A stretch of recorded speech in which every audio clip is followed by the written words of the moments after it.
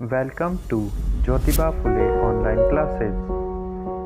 For more updates, please subscribe the channel and press the bell icon.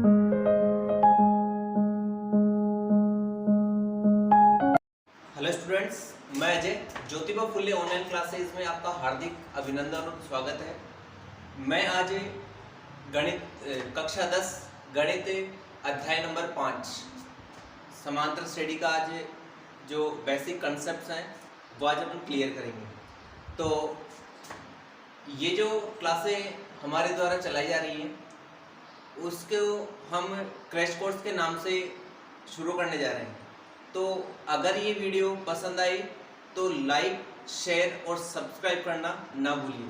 तो चलिए आज का जो टॉपिक है शुरू करते हैं। आज का जो अपना टॉपिक है वो है अपना समांतर श्रेणी। इस समांतर श्रेणी में आपको नाम से ही पता चल रहा है कि यहाँ पर नाम है समान अंतर। इसका मतलब है जो भी अपने पास अंतर आएगा, अपने पास जो भी अंतर आएगा वो होगा समान अंतर। मतलब कोई भी अनुक्रम है। अब अनुक्रम किसे कहेंगे? अनुक्रम होता है कोई भी संख्या एक अगर निश्चित क्रम में लिखी गई हो तो उसे कहते हैं अनुक्रम। जैसे मैं यहाँ लिख रहा हूँ 1 2 3 4 5। एक मेरे पास अनुक्रम है 3 6 9 12। इसी प्रकार नहीं है। तो मैंने दो अनुक्रम लिखे हैं, दो श्रेणी लिखी है 1 2 3 4 5। यहाँ देखो पहला जो पद है, प्रथम पद है वो है 1, दूसरा है मेरे पास 2, तीसरा है 3, चौथा है 4 और पांचवा है 5। यहाँ जो इनके बीच में जो अंतर है वो एकदम समान है। 2 और 3 के बीच में समान है, 3 और 4 के बीच में समान है और 4 और 5 के बीच समान है। जो 1 और 2 के मध्य अंतर है वही इन सभी के मध्य अंतर चल रहा है। ऐसे ही हम दूसरे की बात करें 3 6 9 12। यहाँ 3 से लेकर 6 तक के बीच में जो भी अंतर है वो है 3 का। यहाँ भी 3 का है, यहाँ भी 3 का है, यहाँ भी 3 का है। इसका मतलब है जो भी अगर श्रेणी लिखी जाए उसमें समान अंतर हो तो वो होती है समांतर श्रेणी। यहाँ ध्यान देने की बात यह है, हम जो भी अनुक्रम लिखेंगे, जहां तक भी अनुक्रम लिखेंगे उन सभी का अंतर समान होना चाहिए। जैसे मैं यहाँ बात करूँ 5 10 15, फिर मेरे पास आ जाए 21, फिर आ जाए मेरे पास 22। तो यहाँ ध्यान देने की बात है 5 से लेकर 10 के बीच में अंतर समान है, 5 है। 10 से लेकर 15 के बीच में जो अंतर है वो समान है। लेकिन 15 से लेकर जो 21 का अंतर है वो अपने पास 6 का आ गया। इसका मतलब है यहाँ समान है, यहाँ समान है, यहाँ 5 का अंतर है, यहाँ भी 5 का है, लेकिन इन दोनों के बीच में अंतर आ गया 6 का। फिर ये अंतर हो गया अपने पास 1 का। इसका मतलब है ये जो अंतर चल रहा है वो समान नहीं है, और समान नहीं है इसका मतलब है ये समांतर श्रेणी नहीं हो सकती। तो सबसे पहले हमें यही करना है, जो भी आपको श्रेणी दे अगर ये कहे कि ये समांतर श्रेणी है तो हमें जांच नहीं करनी है, और अगर ये कहे कि जांच कीजिए तो जांच करने के लिए हम यही करेंगे, इनका जो भी अंतर आएगा वो हम देखेंगे। तो सबसे पहले मैं शुरू करता हूं इसमें मैं अगर शुरू करूं तो 1 है अपने पास पहला पद, 2 है अपने पास दूसरा पद। तो 1 है इसका मतलब है मैं लिखूंगा इसको प्रथम पद, इसको लिखूंगा प्रथम पद, और प्रथम पद को यहां बोलते हैं ए। प्रथम पद को बोलते हैं ए, ठीक है। फिर यहां मैं देखो पहला है पद, ये इसको बोल दिया पद, ये है दूसरा पद। इसका मतलब ये दूसरा पद है तो ये इसके लिए हो गया पूर्ववर्ती पद, मतलब इसके जस्ट पहले वाला पद। ऐसे ही यहाँ पर तीसरा पद है, तीसरा पद का पूर्ववर्ती पद है 2। ऐसे ही 4 है, 4 का पूर्ववर्ती पद है 3। ऐसे ही 5 है और 5 का पूर्ववर्ती पद कौन सा है? 4। तो समांतर श्रेणी में मैंने कहा था जो इनका अंतर है पद का और पूर्व अपने से पूर्ववर्ती पद का जो भी अंतर है वो समान होना चाहिए। तो यहाँ देखो यहाँ अंतर समान है, जैसे मैंने यहाँ निकाल दिया, 2 में से 1 गया, 1 बच गया। 3 में से 2 गए तो भी 1 बच गया। ऐसे ही 4 में से 3 गए, 1 बच गया, और 5 में से 4 गया तो भी 1 बचे। इसका मतलब है समान अंतर है, और ये क्या है? समांतर श्रेणी। तो मैं अब लिखूंगा इनका अंतर, और अंतर को यहां बोलते हैं हम सार्व अंतर, अंतर को बोलते हैं सार्व अंतर, और इसको डिनोट करते हैं डी से। तो अपने पास प्रथम पद हो गया और सार्व अंतर हो गया। यहां से अब आगे बढ़ते हैं। हम यहाँ बात करें, प्रथम पद है ए और सार्वंतर है डी। तो जैसे मेरे पास प्रथम पद आ गया यहाँ पर एक, और मेरे पास यहाँ सार्वंतर आ गया। अब मैं यहाँ बात करूं कि अगर मेरे पास प्रथम पद हो और सार्वंतर हो, तो मैं यहाँ पर ये वाली श्रेणी लिख सकता हूँ। कैसे? यहाँ पर जैसे प्रथम पद आ गया ए, तो मैं लिखा एक, तो एक में सार्वंतर को जोड़ा एक, तो कितना गया? दो। मतलब पहला पद तो अपना एक है ही, प्रथम पद है एक। दूसरा ज्ञात करें तो एक प्लस एक कितना हो गया? दो। ऐसे ही दो में अगर एक जोड़ दे तो तीन, फिर तीन में एक जोड़ दे चार। इसका मतलब है अपना समांतर श्रेणी का, समांतर श्रेणी का व्यापक रूप, व्यापक रूप क्या हो जाएगा मेरे पास? पहले है ए, फिर हो जाएगा a प्लस डी, ऐसे फिर होगा मेरे पास a प्लस 2d, ऐसे होगा a प्लस 3d, ऐसे ही हम चलते जाएंगे और अपने पास लास्ट में जो आएगा वो अपने पास आएगा a प्लस n-1 और इंटू हो जाएगा d। यहाँ पर जो n है वो मैंने पद लिए हैं, कितने पद हैं तो ध्यान से देखिए। यहाँ पर पहला पद है a, दूसरे पद की बात करूं मैं, पहला पद है a, दूसरा पद की बात करूं तो a2, a2 का जो मान होगा वो होगा मेरे पास a प्लस डी। इसका मतलब यहाँ है, जैसे मैं अगर तीसरे की बात करूं a3, तो ये हो जाएगा मेरे पास a प्लस 2d। इसका मतलब है जो भी पद आते हैं उससे हमेशा एक कम आता है। यहाँ पर जैसे 2 आया तो यहाँ पर केवल d आएगा, यहाँ पर अगर 3 आएंगे पद तो यहाँ पर 2d आ जाएगा, यहाँ पर अगर 4 आए तो यहाँ पर आएगा a प्लस 3d। तो ऐसे अगर मैं जैसे कहूँ AP का 50वां पद कितना होगा, तो आप सीधे बोल सकते हो a प्लस 49d। मैं कहूँ 1000वां पद कौन सा होगा, तो मेरे पास आ जाएगा a प्लस 999d। तो हमें समांतर श्रेणी के लिए क्या क्या चाहिए? हमें समांतर श्रेणी के लिए चाहिए, एक तो चाहिए प्रथम पद और एक चाहिए मुझे d, मतलब सार्व अंतर। इन दोनों से ही पूरी समांतर श्रेणी का निर्माण होता है। तो चलिए अब हम करेंगे कुछ क्वेश्चन। तो ये कुछ एक क्वेश्चन आपके पास, जांच कीजिए कि निम्न श्रेणी समांतर श्रेणी है अथवा नहीं। यदि है तो प्रथम पद सार्व अंतर तथा अगले दो पद और ज्ञात कीजिए। तो यहाँ देखिए हमें क्या करना है, अपने को 3 श्रेणियां दी हुई है, 3 अनुक्रम दिए हुए हैं। इनमें हमें पहले तो ये जांच करनी है कि समांतर श्रेणी है नहीं है, और अगर समांतर श्रेणी है तो उसमें हमें प्रथम पद बताना है, सार्वंतर बताना है, और जितने पद लिखे हुए हैं, 2 लिखे हुए हैं, 3 लिखे हुए हैं, उनसे आगे 2 पद और ज्ञात करने हैं। तो चलिए शुरू करते हैं। अपना पहला जो क्वेश्चन है वो है अपना 2, 4 और 6। ये अपना पहला क्वेश्चन है। हमें क्या जांच करना है, पहले तो समांतर श्रेणी है नहीं है, पहले ये जांच करनी है। तो शुरू करते हैं सार्वंतर। तो सार्वंतर जैसे मैंने मान लिया d1 है यहाँ पर पहला, तो यहाँ से होगा 4 माइनस 2, 4 माइनस 2 होता है 2। ऐसे ही मैं यहाँ इसका ले लूँगा अंतर, तो ये होगा मेरे पास d2 बराबर होगा 6 माइनस 4, ये हो गया मेरे पास 2। इसका मतलब है यहाँ पर जो अंतर चल रहा है वो समान है। इसका मतलब क्या है, ये क्या है, समांतर श्रेणी है। समांतर श्रेणी है तो हमें क्या बताना है, प्रथम पद बताना है। तो यहाँ लिखिए प्रथम पद, प्रथम पद हो जाएगा मेरे पास, ये हो जाएगा 2, और हमें लिखना है फिर सार्वंतर। सार्वंतर मैं लिख रहा हूँ यहाँ पर d लिख रहा हूँ सीधा, सार्वंतर। सार्वंतर हो जाएगा मेरे पास 2, प्रथम पद हो गया, सार्वंतर हो गया। अब करने आगे के 2 और पद याद करने। तो मेरे पास पहला पद है, दूसरा पद है, तीसरा पद है।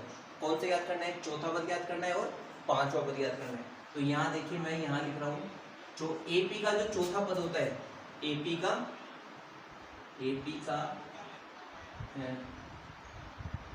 चौथा पद याद करना है मेरे को। तो AP का A4 हो जाएगा, चौथा पद हो गया। चौथा पद याद करना है तो ये हम लिखेंगे हम a प्लस 3d, और a प्लस 3d, a का मान है अपने पास 2 और d का मान भी मेरे पास कितना है 2, 3 दूनी 6, 6 और 2 कितने हो गई 8। ऐसे मेरे को पांचों पद ज्ञात करना है, तो a5 बराबर हो जाएगा a प्लस 4d। तो यहाँ हो जाएगा a का मान 2 प्लस 4 इंटू d का मान है मेरे पास 2, 4 दूनी 8, 8 और 2 कितने हो गए 10। तो यहाँ मेरे पास चौथा पद आ गया 8 और पांचवा पद कौन सा आ गया 10। ऐसे ही आपको एक नंबर का क्वेश्चन आ सकता है इसी प्रकार से। चलिए दूसरे क्वेश्चन पे आते हैं। दूसरा क्वेश्चन है मेरे पास, यहाँ पर है -5, -1, 3 और 7। पहले जांच करनी है समांतर श्रेणी की। समांतर श्रेणी की जांच की तो मैंने यहाँ पर लिख दिया सारबंधा d1 बराबर होएगा -1, फिर माइनस ये जो माइनस आता है, एक माइनस होता है सूत्र में। अब ये जो माइनस है इस -5 को यहाँ लिखना है, ध्यान देना इस बात को। यहाँ लिखेंगे हम -1, फिर ये जो माइनस है वो फॉर्मूले का है, और ये जो मैंने ब्रैकेट में लिखा है ये संख्या लिखा है पहला पद।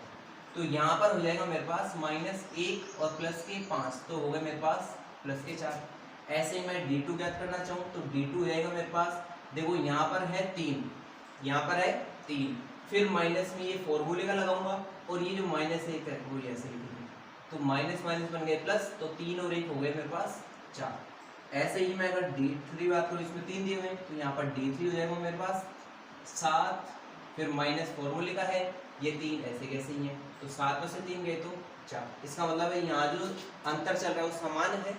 आगे वाला जो पद है 1, 2, 3, 4 पांचों पद याद करना है, तो मैं लिखूंगा AP का पांचवा पद मतलब A5 होगा मेरे पास A प्लस 4D। A का मान मेरे पास यहाँ लिख दूँ मैं, A का मान मेरे पास है -5 और D का मान मेरे पास आया 4। तो यहाँ लिखिए A का मान है 5 प्लस 4 इंटू D का मान कितना है मेरे पास, D का मान है मेरे पास 4, तो ये रहेगा मेरे पास -5 प्लस 4 चौक 16, और 16 में से अगर 5 जाते हैं तो यहाँ बचते हैं प्लस के 11।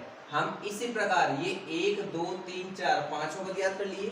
ऐसा ही हम क्या करेंगे A6 ज्ञात करेंगे, तो A6 मेरे पास होएगा A प्लस 5D। A का मान मेरे पास है -5, यहाँ है -5 प्लस 5 इंटू D की जो वैल्यू है मेरे पास, D की वैल्यू है मेरे पास 4, तो 5 को 4 से गुणा करेंगे तो 20, और 20 में से अगर 5 गए, 20 में से अगर 5 जाएंगे तो बचेंगे प्लस के बचेंगे, प्लस की संख्या बड़ी है। तो यहाँ पर हो गए मेरे पास 15 हो गए, यहाँ पर आ गए मेरे पास पांचों पद, और यहाँ हो कौन सा हो गया छठा पद। चलते हैं अगले क्वेश्चन की ओर। अगला क्वेश्चन है मेरे पास सी वाला है मेरे पास 9, 12 है, 15 है, 19 और है 21। यहाँ ध्यान देना, मैं निकालता हूँ D1 निकाला मैंने 12 - 9 हो गए 3, D2 निकाला मैंने 15 - 12 हो गए मेरे पास 3, D3 निकाला मैंने तो 19 - 15 आप जानते हैं 4 होता है। और ऐसे ही अगर मैं D4 निकालना चाहूँ तो ये हो जाएगा 21 - 19, और 21 - 19 होता है, ये होता है 2।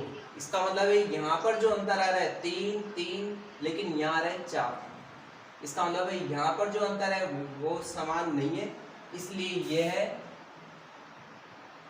AP नहीं है, हमें ये लिखना है। और हमें इनमें क्या लिखना है, अतः यह AP है, इसलिए इसका समान जो प्रथम पद है वो -5 और D कितना है 4। अब हम आगे पढ़ेंगे AP का जो nवां पद आता है, जैसे मेरे पास ये कह दे AP का 5वां पद निकालिए, 10वां पद निकालिए, 49वां पद निकालिए, तो हम उसी की ओर पढ़ेंगे। तो चलिए अपना AP का nवां पद, तो यहाँ लिखता हूँ मैं AP का nवां पद। अब AP का जो nवां पद होता है वो होता है En बराबर A plus n - 1 into D।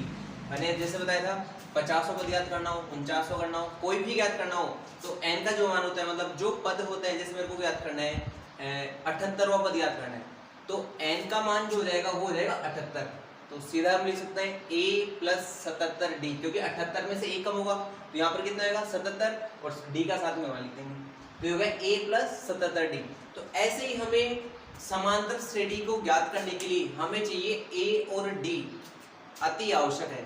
क्योंकि समांतर श्रेणी का अगर निर्माण करना है, समांतर श्रेणी बनानी है, तो तो हमें ए और डी बहुत ही महत्वपूर्ण है और इन दोनों के बिना एपी कैसी है, अधूरी है। तो यहाँ देखते हैं क्या क्या है। ये जो एन होता है इसको हम बोलते हैं अंतिम पद, इसको बोलते हैं अंतिम पद। ये जो ए होता है आप जानते हो, अभी बताया था मैंने, ये क्या होता है, प्रथम पद। यहाँ जो एन होता है वो क्या होता है, पदों की संख्या, पदों की संख्या, मतलब कौन सा पद ज्ञात करना है। और ऐसे ये डी, डी आपको पता है क्या होता है, ये होता है अंतर, या आप लिख लो सार अंतर, सीधा सार अंतर। अब यहाँ देखिए आपको क्या क्या दे सकता है, जैसे आपके इस ये जो एन का फॉर्मूला है इसके बेसिस में आपके बहुत से क्वेश्चंस हैं। तो इन क्वेश्चंस में आपको क्या करेगा कि एन या तो एनवा पद याद करवाएगा। जैसे मैं कोई भी आपको श्रेणी दे दूं 4, 6, 8 और मैं ये कह दूं इसका 100वां पद ज्ञात कीजिए। कौन सा पद, 100वां पद ज्ञात कीजिए। तो 100वें पद का मतलब है अपने को लास्ट वाला पद ज्ञात करना है, 100वां पद मतलब अंतिम पद। इसका मतलब है यहाँ पर जो n का मान है वो तो अपने पास है कौन सा, 100। a का मान आपको पता है ये 2 हो जाएगा और d का मान समांतर श्रेणी है तो आपको जांच नहीं करनी है। अब ये जांच नहीं करनी है कि समांतर श्रेणी है नहीं, उसने खुद दे रखी है ये समांतर श्रेणी है। तो यहाँ से केवल एक बार में निकाल लेना अपने सारोंतर। सारोंतर निकाला 4 में से 2 गए तो 2, तो यहाँ पर सारोंतर हो गया 2। a का मान हो गया मेरे पास कितना, 2। d का मान हो गया मेरे पास 4, सॉरी 4, d का मान भी हो गया मेरे पास 2, घटाएंगे तब। अब हमें याद करना है 100वां पद। तो हम 100वें पद को लिखेंगे कैसे, इस फॉर्मूले में, क्योंकि n का जो मान है वो मेरे पास है, यहाँ लिख देता हूं मैं, n का जो मान है वो है मेरे पास 100। तो यहाँ पर लिखना है a100 मतलब a100 इक्वल टू a का मान मेरे पास 2 है प्लस n का मान मेरे पास 100 है, 100 में से 1 हटा देंगे और d से गुणा करना है। d का मान कितना है यहाँ पर 2। तो यहाँ ऐसे हमें ज्ञात करना है। तो यहाँ पर जो मान आएगा वो आएगा मेरे पास a100 का मतलब 100वां पद आएगा, यहाँ पर 100 पद आएगा। ऐसे ही आपके और क्वेश्चन है, जैसे मैं कह दूं कि दो अंकों वाली कितनी संख्याएं 4 से विभाजित होती है। तो 2 अंकों वाली अपने को संख्या चाहिए, कितने अंकों वाली चाहिए, देखो यहाँ पर ऐसे ही एग्जाम में जो क्वेश्चन आते हैं वो इस प्रकार आते हैं, 2 अंकों की संख्या, कितने अंकों की, 2 अंकों की संख्या, 2 अंकों की कितनी संख्या 4 से विभाजित है, मतलब कितनी संख्या है 2 अंकों की जो 4 से विभाजित, मतलब जिनमें 4 का भाग जाता है। अब देखिए यहां पर जो 2 अंकों की है, तो 2 अंकों की मतलब सुनिए, यहाँ पर अंक अपने पास होते हैं, देखो 0 से लेकर 9 तक होते हैं, तो ये तो होते हैं केवल एक एक अंक। अब मैं बात करूं 2 अंक, तो 2 अंक मेरे पास शुरू होते हैं 10 से, और 10 से शुरू होकर ये खत्म होते हैं 99 पे, क्योंकि 100 में आ जाते हैं 3 अंक, 100 में 3 अंक आ गए। इसका मतलब है हमें 4 से विभाजित चाहिए। बताइए आपके ये जो 10 है वो 4 से विभाजित है नहीं है, तो यहाँ पर जो 10 है वो 4 से विभाजित नहीं है, क्योंकि 4 से विभाजित जो 2 अंकों की संख्या होती है वो स्टार्ट होती है मेरे पास 12 से, इसलिए हम इस 10 को तो नहीं लेंगे, क्या लेंगे, 12 लेंगे। अब आपको होता है 4 से विभाजित होनी चाहिए, तो अपने को पहली संख्या पता चल गया 4, तो हमें यहाँ पर क्या करना है, जो भी डिफरेंस आएगा सारोंतर आएगा वो यहाँ से ये वाला आता है हमेशा, क्योंकि 4 से विभाजित चाहिए। इसमें अगर 4 जोड़ेंगे तो 16 बन जाएगी, 20 बन जाएगी, ऐसे ही अपने पास क्या तक आएंगे, यहाँ पर 99 है। अब 99 में भाग नहीं जाता है, 4 का पूरा पूरा भाग नहीं जाता है। हम अगर बात करें किसकी, 98 की, तो 98 में हमें पता है कि 98 में भाग पूरा नहीं जाता है, लास्ट जाता है मेरे पास 96 में। 96 में आप भाग दे लिए, 4 दूनी 8 और 4 चौक 16, ठीक है। तो यहाँ पर जो जाएगा लास्ट जाएगा 96 में। अब ये जो 96 है, ये जो 96 है वो मेरे पास an की वैल्यू, किसकी वैल्यू है, an की। अब हमें ये ज्ञात करना है कि ये जो 12 है, 16, 20 इस प्रकार से जो भी संख्या चल रही है ये टोटल कितनी संख्याएं हैं, ये टोटल कितनी संख्याएं। तो हमें ज्ञात क्या करना है, इस n का मान ज्ञात करना है। तो देखो n का मान कैसे ज्ञात करेंगे, a का मान मेरे पास है यहाँ पर 12, d का मान जो है मेरे पास है 4 और an का मान जो है वो है मेरे पास 96। यहाँ फॉर्मूले में रखे, फॉर्मूले में मैं यहाँ रख रहा हूँ या यहाँ रख लो, चलो देखो an बराबर होता है मेरे पास a plus n minus 1 into D. तो an का मान मेरे पास 96 है और a का जो मान है वो मेरे पास 12 है, प्लस n का जो मान है वो हमें ज्ञात करना है और d का जो मान है वो है मेरे पास 4। अब हम इसको हल कैसे करेंगे, हल करने के लिए आप पहले 12 को उधर लिखेंगे, तो मैं 96 में से 12 घटाऊंगा और n माइनस 1 इंटू इधर कितना हो जाएगा 4। 96 में से अगर 12 जाते हैं, 96 में से अगर 12 जाते हैं तो यहाँ बच जाते हैं 4 और 9 में से अगर 1 ले जाता है तो बच जाता है 8 और ये हो जाएगा मेरे पास बराबर n माइनस 1 इंटू 4। 4 का भाग दूंगा, 4 का अगर मैंने 84 में भाग दिया तो ये आ जाएंगे 21, तो 21 बराबर रहेगा मेरे पास n माइनस 1, तो n बराबर हो जाएगा मेरे पास 21 प्लस 1, ये हो जाएंगे 22।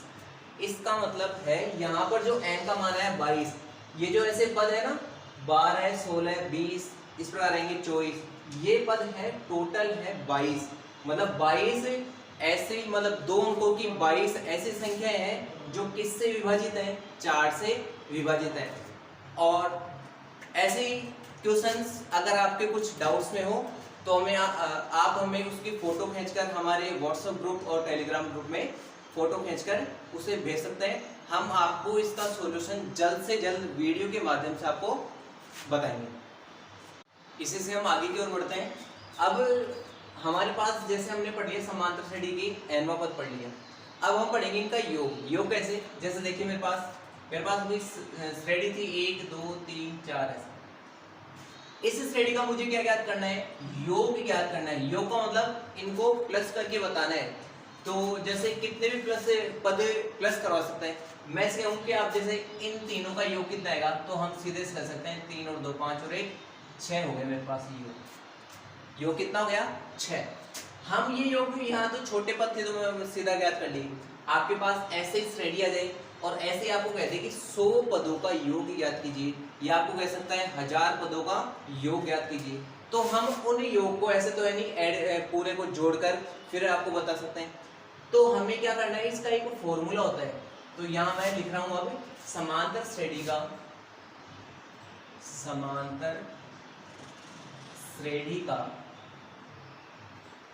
nवां पद, सॉरी n पद तो पढ़ लिए, n पदों का योग, और इसे हम बोलते हैं Sn, sum of n term. तो ये हो गया Sn इक्वल टू होता है मेरे पास n बटे 2 और ये हो गया 2a plus n minus 1 into D. यहाँ पर भी n d और ये जो a है वो सेम वही होते हैं जो हमने an में पढ़े थे। an का मतलब होता है केवल nवां पद और Sn का मतलब होता है योग। यहाँ ध्यान देने की यही बात है, दोनों में कंफ्यूज हमेशा यही होता है कि एक तो होता है nवां पद मतलब 100वां पद ज्ञात करना है, और एक होता है मेरे पास पदों का योग। अगर योग करवाता है तो आपको Sn करना है, और अगर केवल पद याद करवा रहा है कि 20वां पद 21वां पद 22वां पद 25वां पद तो हमें an का फॉर्मूला काम में लेना है। अब यहाँ से देखिए Sn लिख दिया मैंने, Sn बराबर होता है n बटे 2 2a plus n minus 1 into D. तो यहाँ ये फॉर्मूला जो है वो है मेरे पास योग का। इसी फॉर्मूले से एक और फॉर्मूला काम में लेंगे। देखिए मैं इस फॉर्मूले को लिख सकता हूँ Sn बराबर n बटे 2 और यहाँ पर 2 है, इसका मतलब है a प्लस a लिख सकता हूँ और प्लस हो गया n माइनस 1 इंटू डी। तो यहाँ देखिए आपको कुछ याद आ रहा होगा, कुछ याद कीजिए। जस्ट मैंने अभी कुछ समय पहले बताया था कि a plus n minus 1 into D को हम लिख सकते हैं, इसे लिख सकते हैं a plus n minus 1 into D. अभी बताया था मैंने कुछ समय पहले। तो ये हो जाएगा मेरे पास Sn बराबर होएगा n बटा 2 और a को तो मैं लिख सकता हूँ a, और इसका जो पूरे का फॉर्मूला है वो मैं लिख सकता हूँ an। तो यहाँ पर हमारे पास एक और फॉर्मूला गया कि अगर हमें अंतिम पद दिया हो और प्रथम पद दिया हो और साथ में पद दिए हो कि कितने पदों का योग ज्ञात करना है, तो हम सीधा फॉर्मूला यहाँ से लगा सकते हैं। आगे समझ में? तो यहाँ देखिए, यहाँ इस an को Sn के फॉर्मूले में an को हम L के नाम से बोलेंगे। तो हम अंतिम पद, यहाँ मैं लिख रहा हूं अंतिम पद, हम उसमें भी ये बोलते हैं अंतिम पद। तो अंतिम पद को यहाँ देखो, एक तो an बोलेंगे या n। अगर आपके पास l आ जाए तो घबराने की आवश्यकता नहीं है, हम उसे ही an बोलते हैं, और अगर an आ जाए तो हम उसी को क्या बोलेंगे, l बोलेंगे। आगे से यहाँ तक समझ में? अब हम देखिए इसके जो कुछ क्वेश्चंस हैं, n पदों के योग के, उसी से संबंधित हम कुछ क्वेश्चंस हल करते हैं। यहाँ मेरे पास क्वेश्चन है 1 3 5 7 12 पदों तक योग ज्ञात करना है। तो हमें पता है कि हमें AP के लिए A चाहिए, D चाहिए और N चाहिए। अब हमें लगाना है Sn का फॉर्मूला, तो आप सीधा लगा सकते हो Sn का फॉर्मूला। यहाँ क्या करना है, देखो सीधी सी बात है, यहाँ फॉर्मूला रखना है। तो मैं लिख रहा हूँ पहले A का मान मेरे पास 1 है, N का मान मेरे पास 12 पदों तक ज्ञात करना है, इसका मतलब N का मान है मेरे पास 12 है, और D का जो मान है मेरे पास, D का मान है 3 में से अगर 1 जाते हैं तो बचते हैं 2। हो गया, यहाँ पर A हो गया, N हो गया और D हो गया। यहाँ मेरे को याद करना है Sn, और Sn का मतलब है 12, इसका मतलब यहाँ लिखेंगे हम S12। S12 का मान याद करना है, S12 बराबर हो जाएंगे 12/2। 2a का मतलब 2 को a से गुणा करना है, तो 2 एकम 2, प्लस ये हो जाएगा मेरे पास n-1। n-1 का मतलब हो जाएगा 12 - 1, और d का मान मेरे पास है 2। तो 12 में अगर 2 का भाग देंगे तो आएगी 6, और 2 + 12 में से 1 गए तो 11, 11 को 2 से गुणा करेंगे तो आएंगे मेरे पास 22। 22 में 2 जोड़े तो ये आ गए मेरे पास 24, और 24 को 6 से गुणा कर देंगे तो हमारे पास जो भी आंसर आएगा S12 का मान आएगा। यहाँ तक हो गया मेरे पास ये हो गए 144। आगे चलते हैं। अब आगे देखिए इस प्रकार के जो क्वेश्चन है, ये तो सीधे फॉर्मूले बेसिस क्वेश्चन है। आगे देखिए ऐसे क्वेश्चन हमारे पास बहुत इंपॉर्टेंट है। तो देखिए जैसे मेरे पास है 250 से 1000 तक 3 से भाज्य प्राकृत संख्याओं का योग ज्ञात कीजिए। यहाँ मेरे पास रखा है 250 से 1000 तक 3 से भाज्य। तो मेरे पास संख्याएं हैं 250 से लेकर और 1000 तक। इसने फिक्स वैल्यू दी है कि 250 से स्टार्ट है और एंडिंग है मेरे पास 1000 पर। ये कह रहे हैं 3 से भाज्य, इसका मतलब है 250 में 3 का भाग जाता है क्या?